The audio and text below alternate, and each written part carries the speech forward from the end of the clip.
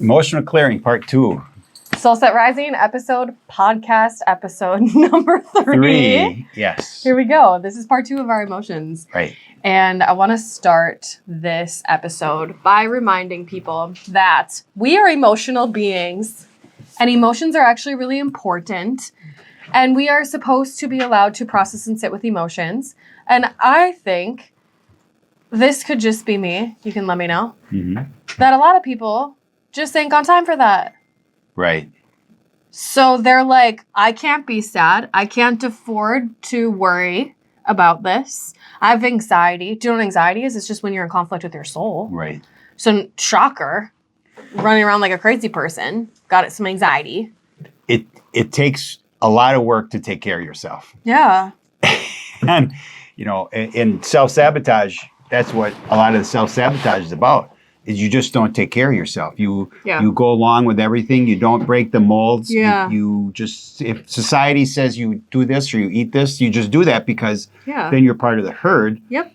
And so But what you see on the highlight reels of social media is, they went to work 40 hours that week. They're at the ball field all weekend. Yep. They might have gone to a gym class somewhere in there. So you're like, okay, I have to do this. I have to do this. I have to do this. And so like, where in their lives did they fit in this sort of like mindfulness or like slowing down or pausing, not trying to project that everybody needs the exact same things. Right. But then when you do have emotions, are you allowing yourself to show up differently in your life? Or are you thinking that you need to show up the same because of our pressures of society? Right. So I had a guy come in and he was in a sort of like transition of life, I would say, where about to become an empty nester, going through a divorce. And so all of a sudden realizing like he was getting exactly what, the plan was, which was that he was going to be alone. Yeah. And there were a lot of big emotions about it. And so where a lot of men, he ended up coming in to work on emotions. And so we did clear some things that weren't serving him. But the coaching around that was kind of like, hey, congratulations for sitting in this and for recognizing that you're having some big emotions, because a lot of people would just say, I can handle this. Yeah. This isn't affecting me. And the next thing you know, 5 years later, they have ABC, autoimmune condition or some big disease, or they're not feeling good because those emotions are just eating away at them. Right. But it's like, I can't stop crying. I can't, whatever. Like, there are reasons that people can't stop crying. Like, sometimes when women come in and they can't stop crying, we just give them some min checks and, like, a lot of them. Because it's, like, hormonal, or they're so stressed out that they're so depleted in certain minerals or hormones that they just can't handle it. But in general, like, human beings need to be emotional. Right. And we're not really allowed to do that. No. And kids, then they have meltdowns. Now, there's a difference, between attention and behavioral versus just being emotional. But I had one of the early on stories of emotional clearing was a friend who had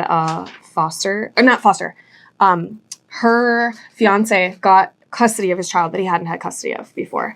And this child had come from a lot of different forms of abuse and neglect. And he was about 4 or 5, 6 at the time. And he was with her at her appointment. And so I said, can I, do you think you would let me tap on his back? So I used tapping and breathing to help with clearing process. And she's like, I think so. She said, but he won't, like, there's no affection, no hugs, no nothing, no bonding. He's very, how could he trust any adults? Because he had never had a trusting adult.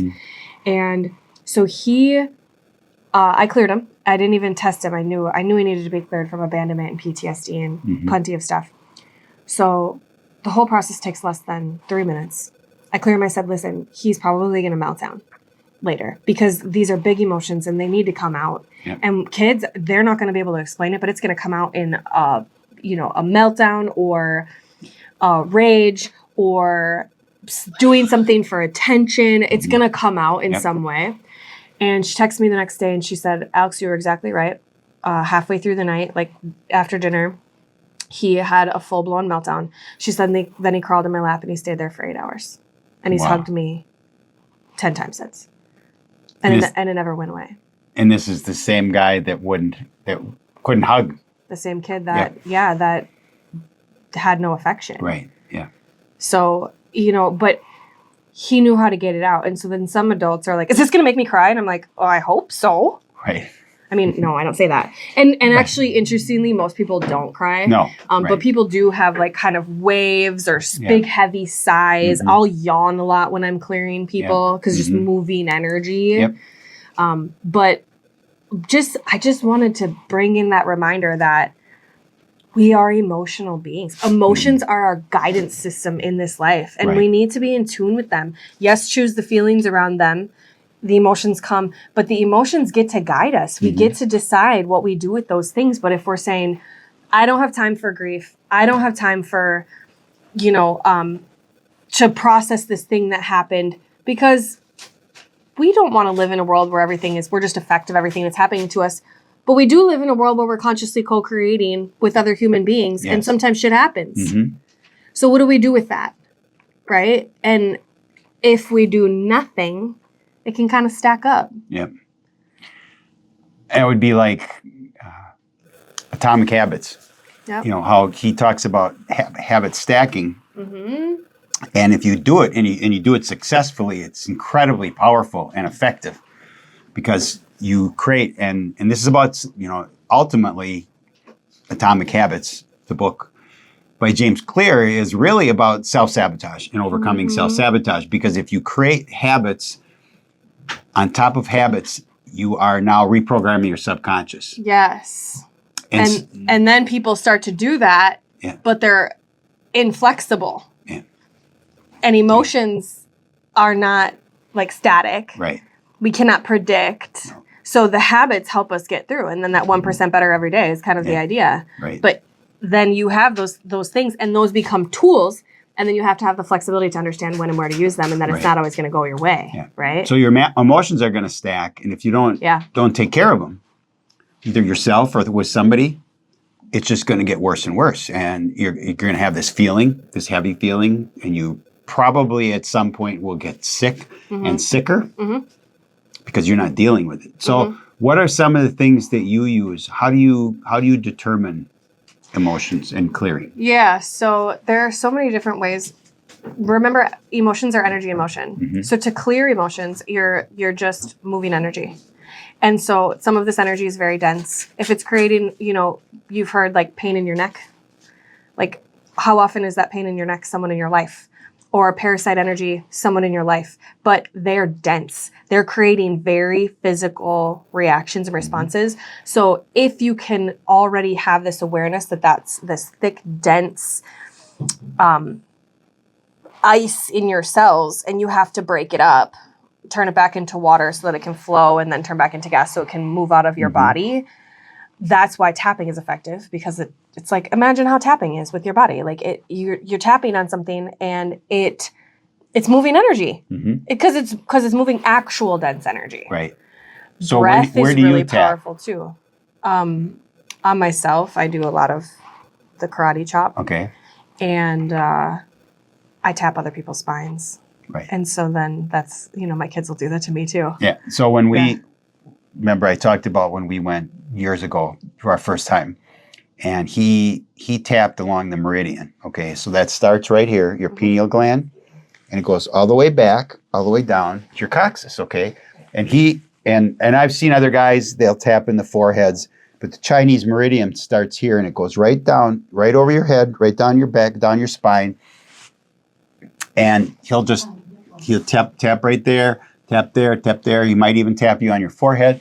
You do all these things, and you actually feel the release of the emotions as you do this, okay? Now, as an example, Brenda doesn't use that technique. She uses... cold laser? Yeah, on the heart, okay, after she's done. And she does a little more than that, because she does actual clearing with her hands and her mind as she goes down. She'll actually start at your crown and walk all the way down through the chakras, through the body systems, because energy can be anywhere. It can be in any of our bodies, our systems. Yeah. And so we have our physical body, our emotional body, our aura. We have all these different layers of that.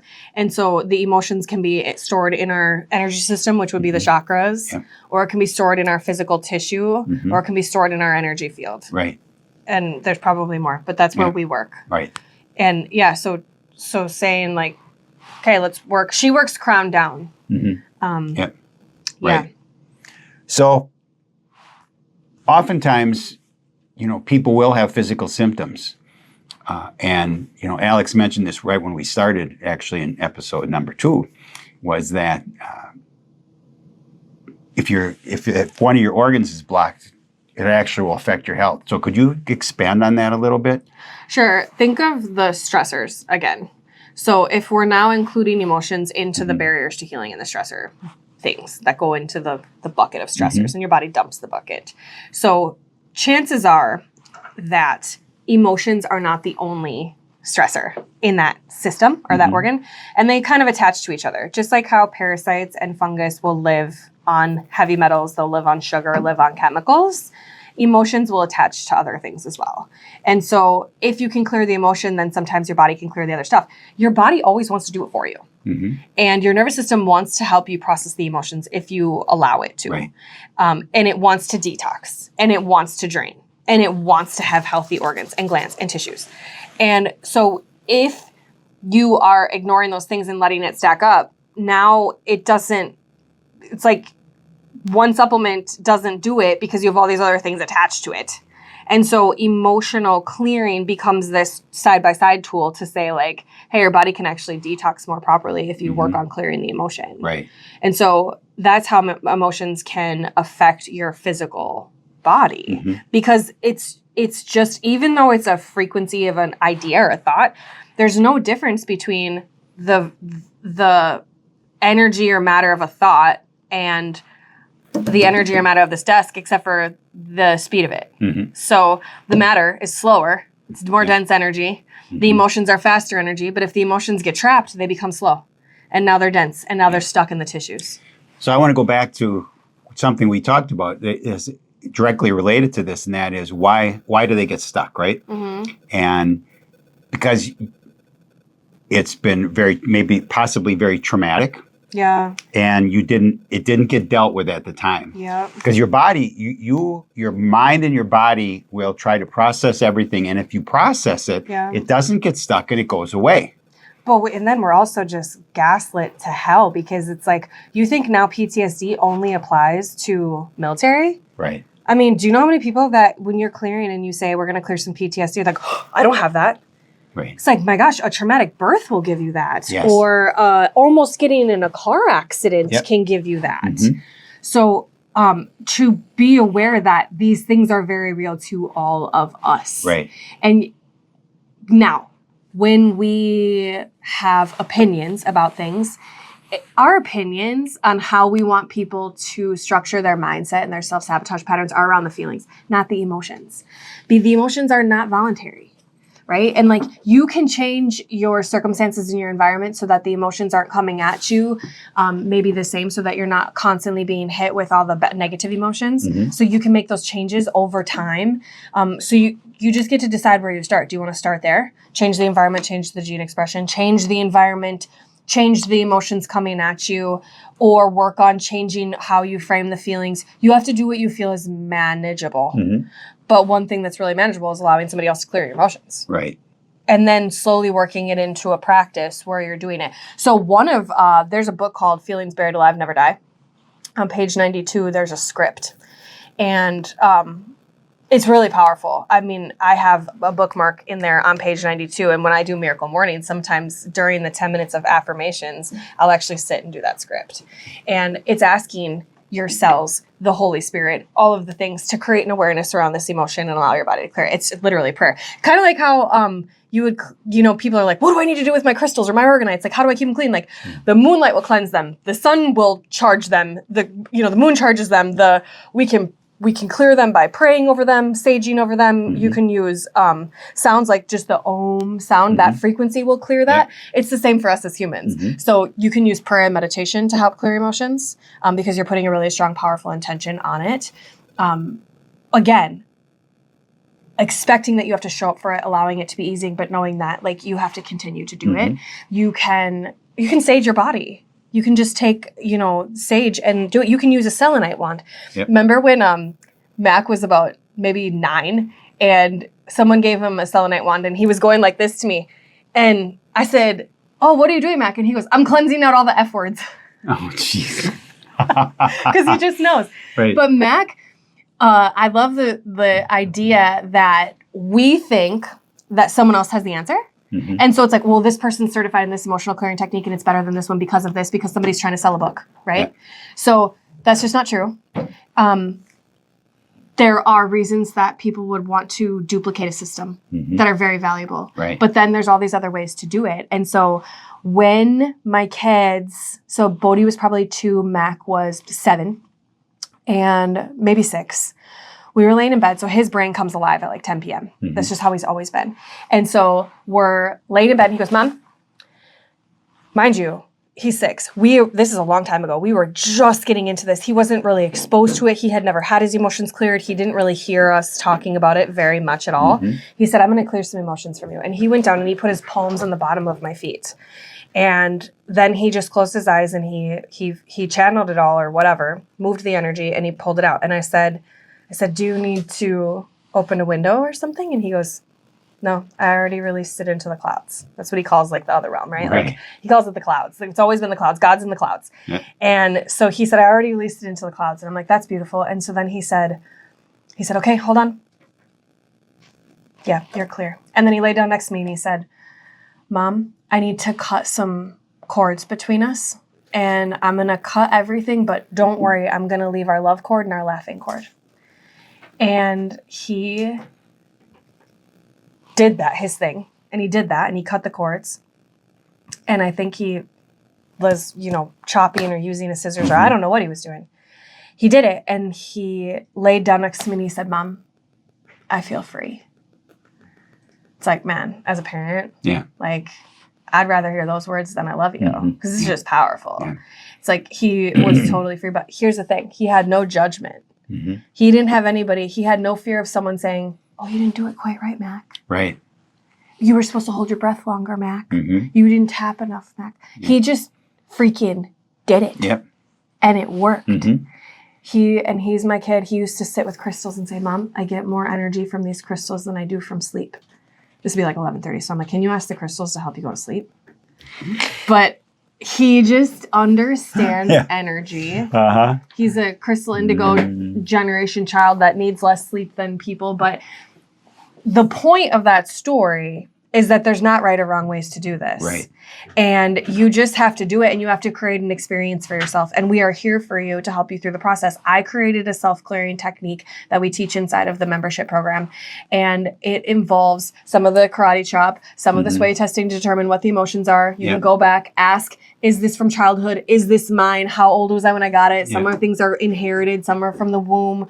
Some are generational. And so you can find out what they are. And then it teaches you how to release them and do that. But the point is there's so many ways to do it. That's just a stepping stone to teach you enough tools of like, hey, tapping works, breathing works, intention works, prayer works, sage works. So then you start to say, okay, I have this kind of down and mastered, and now you can create this judgment to say, this is how I want to do it for myself. Yep.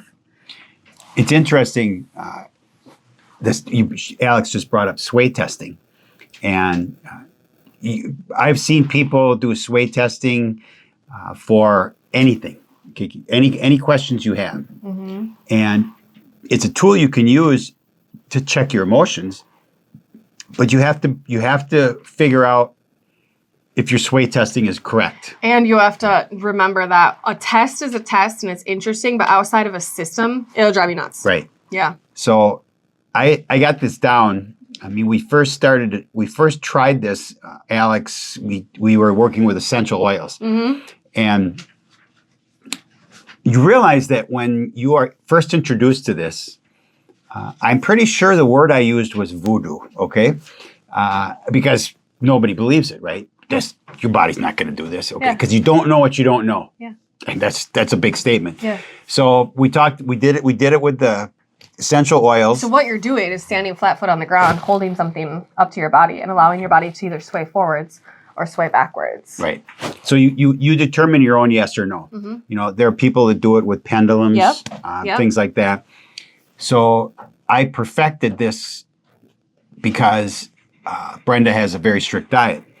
And so at the time, I was buying our ground beef at the grocery store, organic grass-fed ground beef. Okay. But all cows are not created equal, and all farmers are not created equal. So I would go into the grocery store and I'd take a pound of hamburger up and I'd put it on my chest and I would say out loud, "Can Brenda eat this?" And I would sway back or forward. Okay, now in the beginning, I'm probably lucky if I'm at 50%, right? Yeah. So, but how did I know? How did I know that I was effective? Because I would go home and before I made it, she would test it. She would test it herself. And she's this doesn't work. Yeah. Okay. So over about 2 years, this is just for the ground beef. Okay. So don't get all. It won't take you 2 years. Over 2 years, I'm probably at 95 to 99% on ground beef. Okay. So the point is not the ground beef. And when people see you doing this in the grocery store, I always tell my new clients, if you see somebody swaying in the grocery store, like those are your people. Yep. Go talk to them. Yep. I had one lady come up and ask me what I was doing. Yeah. And she was just fascinated. Yeah. Okay. But what I can do then, because I managed to get in tune with my sway testing in my body, I can now do that with just about anything. Yeah. Okay. Now, Alex and Brenda use it a lot more than I do, but I still use it. Okay. And I buy cows now, grass-fed cows, so I don't have to go to the grocery store and do this anymore. But it's something that if you want to try helping yourself, and it can be for emotions or anything else, but you have to have a baseline on your sway test. Okay. You got to know if it's right or wrong. Okay. So one of the best things to do is take things that are obviously not good for you. Okay. Yeah. So in other words, Coca-Cola would be a good one. Yeah. Okay. Anything with sugar in Right. your house. You put it up to your chest and say, "Is this good for me?"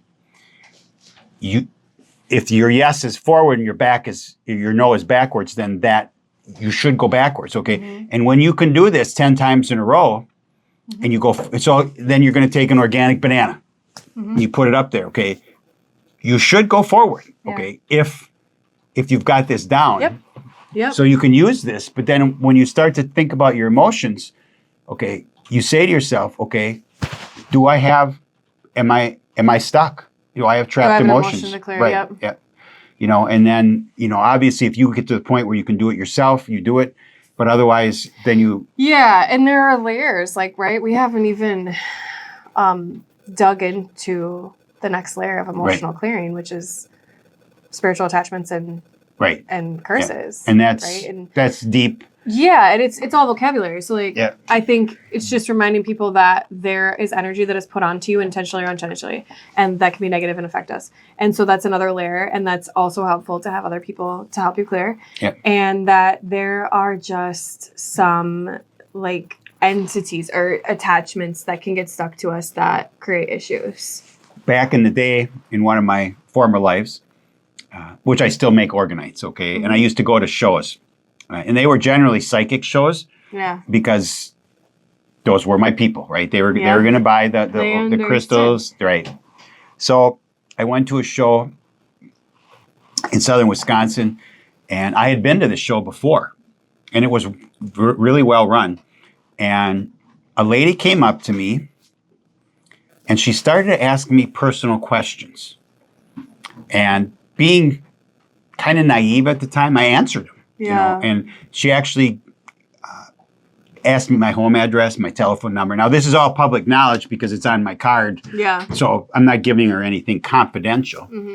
And it was a 2.5 hour drive to get home. And I got home and I was terrible. I was overwhelmed. And I didn't say anything to Brenda. So I go to bed. I think it's on a Sunday night. And I got up Monday morning and I could hardly get out of bed. And I was not functional. Okay, you've all been there. You know exactly, but I couldn't think of any reason. And so I finally said to Brenda, I realized I have this access. I said, "Can you check me?" And I had been cursed by that lady when she got that information from me. So apparently, whatever the reason, I don't know her reason. And it took Brenda 3 days of clearing. It was that intense of a curse that she put on me. And I went back to that show 6 months later, and I talked to the lady that ran it, and we talked about it, and I said, and I described the woman, and she didn't come back that day. But the point here is that you can get cursed, and it's an emotional thing. Yeah. You know, Brenda got cursed by a student. Because she's also a college professor. Right. She got cursed by a student. And this is quite a while ago. And it took 3 months of work. Yeah, so let's unpack this a little bit, right? How does this happen? This is all based on my opinion over time. Is that, like, how does this happen? Are people evil? Mm-hmm. Like, I don't actually think people and humans are evil. I think that they allow, sometimes, if their vibration is low, evil's allowed to work through them. And so, like, this woman who put the curse on you, is she a bad person? Who are we to judge? Right. We don't know. But this happened because there is good and evil. We live in a world of duality. We live in light and dark, yin and yang, Mm-hmm. highs and lows, ups and downs, left and right. There's equal and opposites for everything in this world. And so these things are going to happen. Mm-hmm. And sometimes we do just be too trusting and allow these things to happen to us. But that's not, again, coming from a place of guilt or shame. Mm-hmm. But then we also can't say that we are a victim. Right. Because then you gave away your power. Yep. And so it happened. You were victimized temporarily. Mm-hmm. And then, you know, you can sit in that. There's use and value in going into the negative emotions and just like sometimes just doing like a rampage of all the things you're afraid of at the moment, or all the bad things that could happen, or all the anxieties that you're having. What if? Mm-hmm. Get it, write it down, burn it. I did it last weekend. My neighbor girls were kind of like, what was I burning in my front yard? Just this paper. And I was like, well, it's fine. And so it's not saying, oh, don't think about them.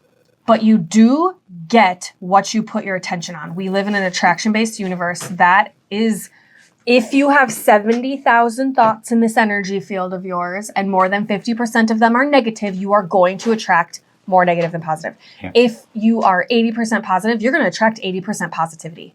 That's law. Mm-hmm. That's universal law. Yeah. And so if you frame these things as this person is evil and I'm a victim of them, that is now your truth. Yep. And your cells believe you. Yep. And so does your subconscious. So I think it's important to remember we clear these things. We are sympathetic, empathetic, compassionate towards them. But we do not want to stay stuck in the stories. No. Right? Or assume that humans... I'm just in this place of like, which is a weird place of like, things are interesting. They're not right or wrong, good or bad. They're all interesting.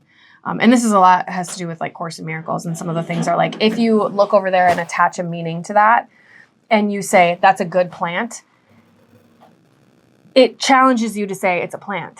Mm-hmm. Because if there's a good plant, there's a bad plant. So you look at humans and you say, well, how did this happen? And we've all heard hurt people, right? And so you're not excusing away or enabling behavior in others, but you're allowing two things to be true at once, which is that humans are bad, humans are good. There's evidence of good, there's evidence of evil.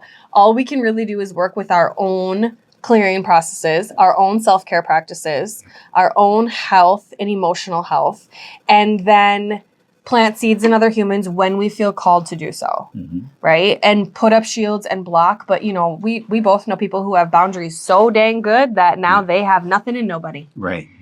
And so you need to also remember that we're having a human experience with other humans. One of the basic concepts here is Brenda's probably favorite quote, and that is, we all have free will and we all have free won't. Mm-hmm. And anybody, we are all responsible for ourselves. Yeah. No one else is responsible for us, and no one else can fix us. We have to fix ourselves. Mm-hmm. Okay, emotional clearing is a great tool. Yeah. Okay, but it all comes down to how are you programming your subconscious. Mm-hmm. Okay, something I talk about in self-sabotage seminars is that if you go to bed at night and you do 5 to 20 positive affirmations. Yeah. Okay, I have a great relationship with sleep. Mm-hmm. I'm going to go to sleep now, and when I wake up in the morning, I'm going to feel great. Okay, if you do this every night, the last thing you think about when you go to sleep is what you're going to dream about. Okay. So if you're thinking about all the things you have to do tomorrow and you're in a panic, okay, and you're feared, you have fear, okay, remember the analogy of what fear is, okay, anagram. False evidence appearing real, okay. Just think about this. When you lay in bed at night and you're worried about what's going to happen tomorrow, how often does it happen? I wouldn't say it doesn't happen sometimes, but rarely. It just doesn't happen. Yeah, the worst case scenario, right? Right, because it's false evidence. It appears, you got it worked up in your head. So if you have this mentality of fear, your emotions are going to get stuck. Yeah. And if you're not afraid, you will have a better opportunity to release them on their own, and you don't have this blocked emotions. Yeah, and some of the easiest things you can do to not allow all these things to stack up on you is be careful what you're reading, what you're listening to, and what you're watching. Right. Because the subconscious is always recording everything. And so I have books that are like actually good books. Like there's a book called Disconnect, and it's about EMFs and making sure that you're whatever. But the word disconnect has a really negative connotation. And so that book is backwards in my bookshelf. I only have books and the names of books facing because subconsciously my brain is seeing them every single day. Right. And so I want the books that say sacred rest, or, the consciousness, but like the power of intention, right? Like the universal attraction. Like I want those messages and those things. And so, one of the things you talk about in your self-sabotage is wall art and how it's either something that's very positive or something that you want, or like a vision, almost like a vision board in the art that you have in your home. Yep. Music is such an interesting one because there's frequencies in music. And so it's kind of like the flowers. Like you have these, like you can have really high positive, high vibe music. Now, we just had a conversation about this in our membership group in SoulSet Rising about how some people just, when they go to the gym though, or they have this day or whatever, they want to listen to the heavy metal and the rock and the rap. Like, honestly, I think there's a portion of us that wants to meet ourselves where we're at with those emotions sometimes. And so it's okay to go there.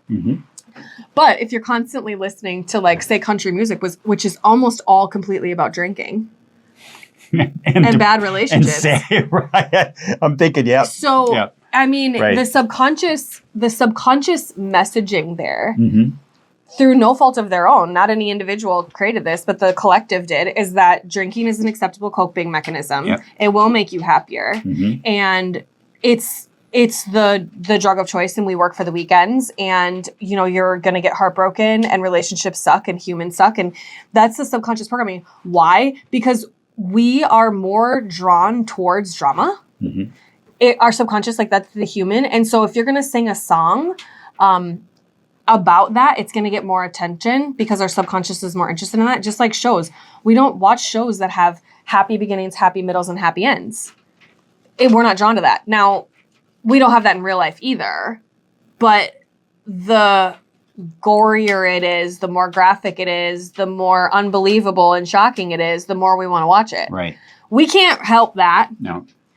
But we can't help the want, but we can help what we allow in. Correct. Right? And so I'm not saying don't watch anything ever. I mean, I'm definitely saying don't watch the news. Right. I'm okay with saying that. I will stand by that statement. Yep. Because nothing good's going to come of it. And especially the commercials that go with it. But like, I mean, I'm back in a Dexter kick right now, which is a serial killer who kills serial killers. Like, this is not necessarily what I want my subconscious to be going in at night, but I enjoy it. Yep. And I allow myself some of these things. However, I have a pretty strict policy of no TV ever before 8 p.m.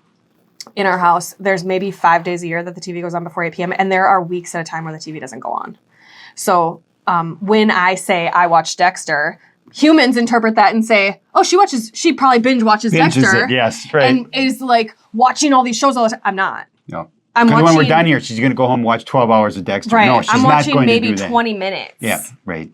On average of something like that. And it just depends. Bodhi and I really like to watch SWAT. And it's a little more family friendly in that way. But it's still, we're drawn towards the drama. And so if you can cut out some of the noise. Now, if you were just watching the news, or if you were just watching the bad shows, or just scrolling a little bit on social media, but we're doing it all. And then you're comparing yourself to everything on social media. Your attention span is now less than 3 seconds. You know, it used to be 6 seconds. That's where Vines came from. Now it's way less than that. And you also can't even look at a freaking static picture. It has to be a video now. And we have so much noise and our brain is so on that you're not processing things. And so we need to remember that that is common, but that is not normal. Right. Big difference between common and normal. Yes. It is common to watch a lot of TV. I'm not saying I never binge watch shows. That's a huge treat for us. But is that self-care? Absolutely not. Like, that's not self-care. That's self-sabotage. Right. We just allow a little bit of it in every now and then and justify it and move on. But self-care is we're not turning the TV on, whatever. Like, I just put a TV back in my living room after not having one in my living room for 3 years. And there are weeks that go by without it turning on. Every now and then it turns on by itself. It scares the shit out of me. It does that, But the subconscious, I think, is kind of been our theme for this episode. And, you know, the tools, definitely. Right. But it's not, you know, like, it's not like you're going to listen to one podcast episode and, like, all of a sudden have the tools you need to go. Like, you do need a coach. You need a community. You need to find a practitioner, and then you need to allow these things to unfold. Right. You know, when I started with even clinical nutrition, I didn't know anybody else who did it. And then slowly but surely, you have somebody to talk to. And then you have somebody to talk to. And that's why I created SoulSet Rising, because it's a community of it. There's an ironic thing that she just talked about, and it seems like this is a sales pitch, because it sounds like a sales pitch, and I admit it. Okay, but any good coach of anything has coaches. And expertise, conflict of interest is the price of expertise. Every single person on this earth who's selling something has a conflict of interest because they're making money off of it. We're passionate about this, but our heart's in the right place. So yes, are we selling it? Oh, heck yeah. But I don't sell things I don't believe in. No. And so realize that you say, well, you're just saying that because you want my money. Okay? We didn't get where we are on our own. That would be the point. We had, I've had 3 or 4 different coaches now. And Alex has had more than that. Practitioners, mentors, schools, coaching. I'm in the tens, if not over 100,000 that I've invested into my own education, personal development, all of that. And that is the biggest and best investment you can possibly make, because you're betting on yourself. Like, people will invest into a 401k because they want to see the return in their retirement. People will invest into their kid, but like, who's investing into themselves? You'll invest into dinner, you'll invest into a vacation because you know what you're going to get. But a lot of people don't have a budget for like, for their actual self-care or their growth and development. But it's the most important investment we can make. And so people can say, well, I don't have room for it. And it's like, well, then all you're saying is that it's not a priority to you. So we're going to wrap up, but not immediately. But the conversation is, what, as a result of this hour and a half of these 2 episodes, you know, what can you expect if you try to clear your own emotions? And or if you come and get it cleared by Alex or Brenda or even another good practitioner. And all practitioners are not created equal. I'm not here to say who is who, because actually I probably don't know. We'll only refer to the ones that we do know. Exactly. But you know, what do you see? What do you see from people after they've been cleared? Honestly, take that word clear and like put clarity, right? Like, they have more mental clarity and they have more mental capacity for space for life, because those emotions aren't holding up all the space. So they are what you see, and it's sometimes subtle, and this is like hard to explain because it's not like a this symptom went away, right? But their vibration starts to raise. They start to maybe say, after they're consistently having emotions clear, like, it's easier for me to wake up in the morning. I'm getting better sleep. I'm choosing better foods. I'm taking my supplements consistently because they could. And you know how in the beginning you said, how do you know if you need your emotions cleared? You just feel off. You can't explain it. When you get your emotions cleared, you just feel better. And it's hard to explain because it's the 6th sense. Because we're so tangible, like our 5 senses of touching and seeing and feeling and hearing and tasting. You can't explain energy. And so it can show up just how it can show up in the bad ways, in ways you wouldn't expect. It can show up in the good ways that you wouldn't expect as well. Some of the most, I think kids are really good examples because it's so dramatic. It's like, oh, they're not wetting the bed anymore. Oh, they're going to sleep at night. The nightmares are gone. And sometimes people need B vitamins for that too in a parasite cleanse. But, a lot of times you can say with the kids, like, oh, they had this meltdown on the other side, their emotions were way more regulated and they could recover from things. And so, gosh, one thing we didn't even touch on in this episode, so now we got to come back in episode 3, is the actual supplements we use. Right. Because we do use homeopathics and flower essences because how herbs and food are medicine for our physical body. Flowers are medicine for our emotions. And so we use a lot of flower essences. We use them in this form of mists, which is like sticking your face in a bouquet of flowers. Yep. We use them in honey elixirs that you can put in your mouth or in your water. We use oils, the anointing oils that go into your bloodstream and you can smell. Your olfactory nerve and your sense of smell is the greatest connection to your emotions. And so scent is really, really powerful in emotional clearing. We actually do it also, we haven't done this in a long time, but like an emotional clearing around essential oils and like having a release oil and a therapeutic oil. But we have homeopathics that help regulate people. Sometimes if you have nothing else with you and you have somebody's sick or something, if you just get ME support, which is mental emotional, right, and give it to them, all of a sudden they're better because you took enough stress off of the body that the body could figure out the other ailments. Right.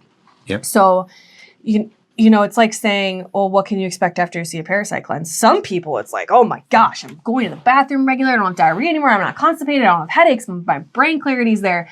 And then some people are like, okay, I did a parasite cleanse and going about my life, maybe I'm okay. Probably things are better. It's like that with emotions. Right. It's a different experience for everybody, but there's nobody that it couldn't help, or at least having the awareness, right? Generally speaking, it's going to help. Bold statement, 100% of the people. Okay. Now, when I make that statement, 100% of the people aren't necessarily happy about being helped. Yeah. Okay, because you've cleared some emotions that they may have clung to. I did have a lady ask me to put them back once. So, right. She was dead serious too.